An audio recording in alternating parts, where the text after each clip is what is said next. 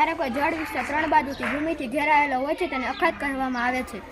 આ ખંભાતનો અખાત છે.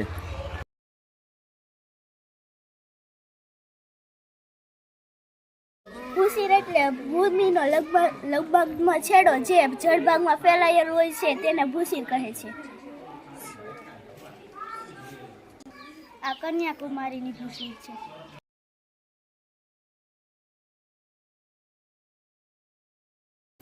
જે ભૂમિ ભાગ ચારે બાજુથી પાણીથી ઘેરાયેલ હોય તેને ટાપુ કહે છે. આ સિયારબેટનો ટાપુ છે. આ દ્વારકાનો ટાપુ છે.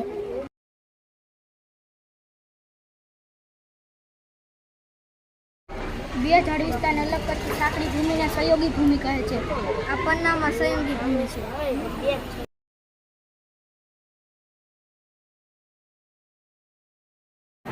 જે ભૂમિ ભાગની ત્રણેય બાજુ સમુદ્ર અને એક બાજુ જમીન વિસ્તાર જોડાયેલ હોય તેને દ્વીપકલ્પ કહે છે. આ દક્ષિણ ભારત છે.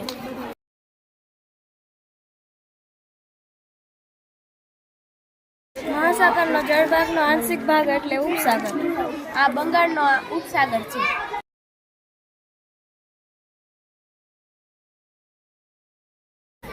પર્વતોની હારમાળા વચ્ચે આવેલા નીચાણવાળો ભાગ એટલે ખીણ. આ જમ્મુ કાશ્મીરની ખીણ છે.